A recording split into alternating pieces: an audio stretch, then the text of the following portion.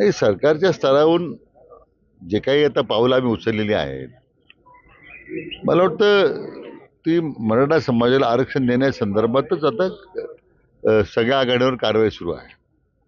आता जो कालावधी लागतो कोणत्याही सॅम्पल सर्वेला किंवा तो डाटा एकत्र करण्यामध्ये, तर तेवढा तर कालावधी सरकारला दिला पाहिजे.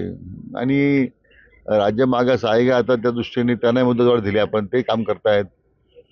मला वाटतं माननीय मुख्यमंत्री महोदयांनी अतिशय स्पष्ट भाषेत सांगितलेलं आहे की आम्ही आरक्षण द्यायला बांधील आहोत.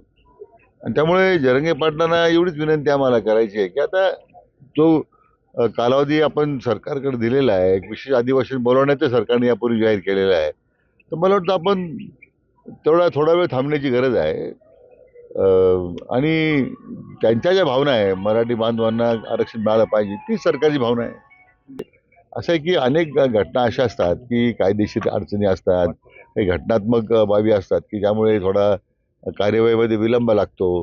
कारण एका बाजूला दुसऱ्या समाजाचे आंदोलन सुरू आहेत, एक परस्पर गैरसमज असताना जर झाले तर काही आपल्या राज्याला सामाजिक तेढ निर्माण होणं हे आपल्या राज्याला परवडणार आहे का?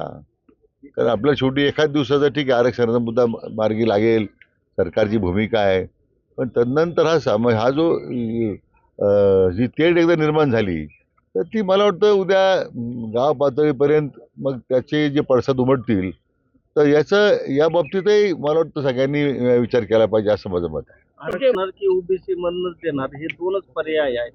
सरकार कुठल्या पर्यायाचा विचार करते? सरकार समोर सगळे पर्याय खुले आहेत. आपलं सुदैवानं मान्य सर्वोच्च न्यायालयामध्ये क्युरिटी पिटिशन आपलं आहे.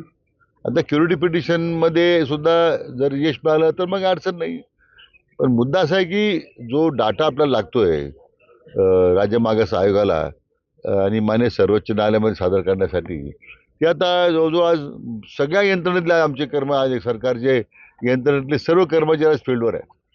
आता काही ठिकाणी त्रुटी असतात, काही ठिकाणी लोकांना समजत नाही, काम करण्यामध्ये त्याचं अज्ञान असतं, ते ठीक आहे, त्याच्यात काही 1-2% असेल, परंतु आज बहुतांशी फील्डवर जे लोक काम करतायत तो डाटा उपलब्ध झाला की मला वाटतं मग आपली भूमिका मान्य सर्वोच्च न्यायालयापर्यंत पुढे मांडण्यासाठी सुद्धा आपल्याला ती मदत होणार आहे. एबीपी माझा, उघडा डोळे बघा नीट.